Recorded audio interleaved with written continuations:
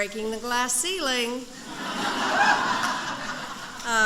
Mr. President and Madam First Lady, dear Michelle, distinguished guests, International Women's Day reminds us of a lesson that we have long since learned, but have not yet sufficiently put into practice.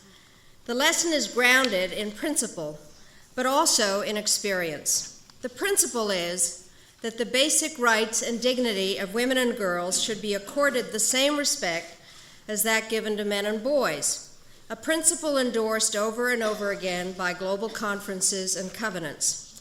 Our experience is that when women have the power to make our own choices, we will benefit because the chains of poverty can be broken, families grow stronger, environmental awareness deepens, and socially constructive values are more likely to be handed down to the young. This experience has been validated in the life of communities on every continent, and yet women remain in many parts of the globe an undervalued and underutilized human resource, as the President has just said. This is not to say that women have trouble finding work. Often they do, the vast majority of the work, but don't own land, aren't taught to read, can't obtain credit, and don't get paid. Women have made great progress in obtaining legal recognition of their rights, but frequently, even when the laws on the books are just, the reality in homes and villages is not. Appalling abuses are still being committed against women, and these include domestic violence, dowry murders, coerced abortions, honored crimes, and the killing of infants simply because they're born female. Some say all this is cultural and there's nothing anybody can do about it. I say it's criminal and we each have an obligation to stop it.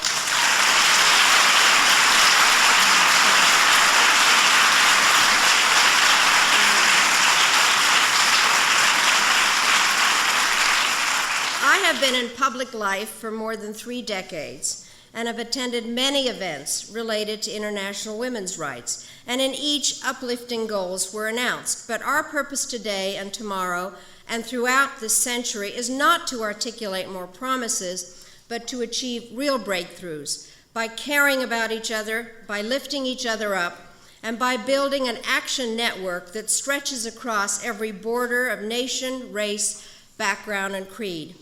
To illustrate, I'd like to offer a poem written by the granddaughter of a community organizer from America's Midwest. Her name is Marge Piercy, and the poem begins with questions. What can they do to you? Whatever they want. They can set you up, they can bust you, they can break your fingers, they can burn your brain with electricity, they can take your child. They can do anything, and you can't stop them from doing. How can you stop them? Alone, you can fight, you can refuse, you can take what revenge you can, but they roll over you. But 2 people fighting back to back can cut through a mob. 2 people can keep each other sane, can give support, conviction, love, hope. 3 people are a delegation, a committee, a wedge. With 4, you can play bridge and start an organization. With 6, you can rent a whole house, eat pie for dinner with no seconds, and hold a fundraising party. 12 make a demonstration. 100 fill a hall. 1,000 have solidarity and your own newsletter. 10,000 power and your own paper. 100,000 your own media. 10 million your own country.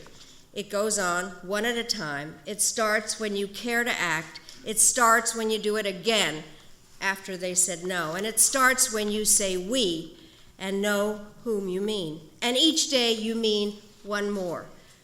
As these words remind us, progress in women's rights occurs step by step, and each victory becomes a platform upon which the next may be built. Our shared task is to keep building until we've raised enough platforms high enough to transform the very horizons of the earth. And in that quest, we invite everyone to help us and caution each that they cannot stop us. Thank you very, very much.